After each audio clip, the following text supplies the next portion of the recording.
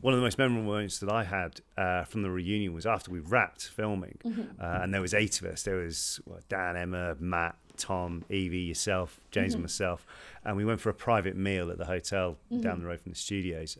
Side shout out to Emma for sorting that one out. And without divulging any of the stories or what we talked about in that space, for those however many hours it was we were there, it was just great talking about things that happened away from filming and reminiscing about some of the amazing guys who worked on the crew during the films. And it was funny because it's one of the unique times when there's only the people in that room truly understand what it was like to be part of those films, and to be able to speak freely about what happened without worried that a tiny soundbite would be made into the story and blown out of all proportion.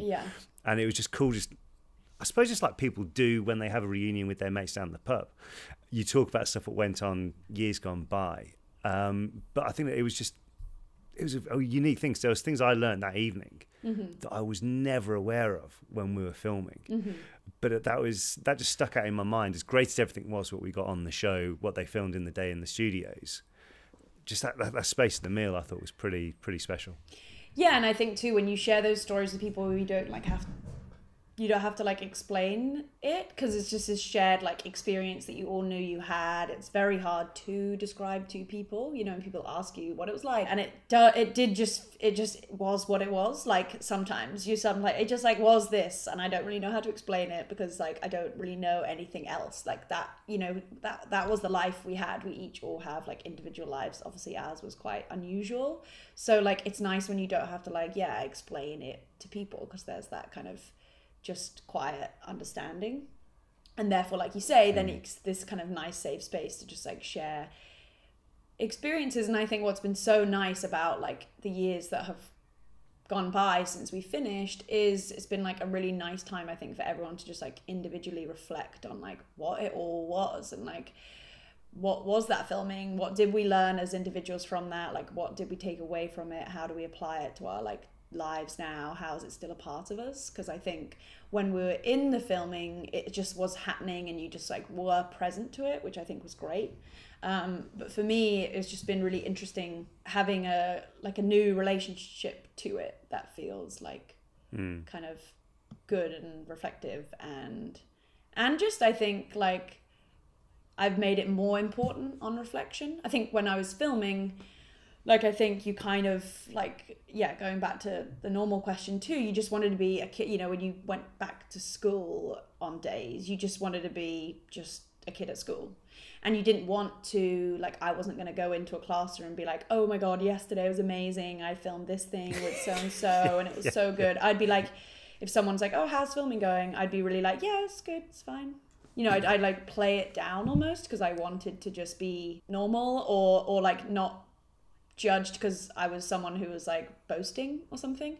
But I think upon finishing the filming, I'm like, oh, actually that was amazing. And maybe I didn't like internally boast about it enough in my mind as a kind of celebration of it, not like I don't know how to explain it, but I think it's been nice to just be like, that was amazing. And we all like really committed to that 10 years. And that was like a big thing and like a big experience that's like don't want to like shake or forget kind of thing.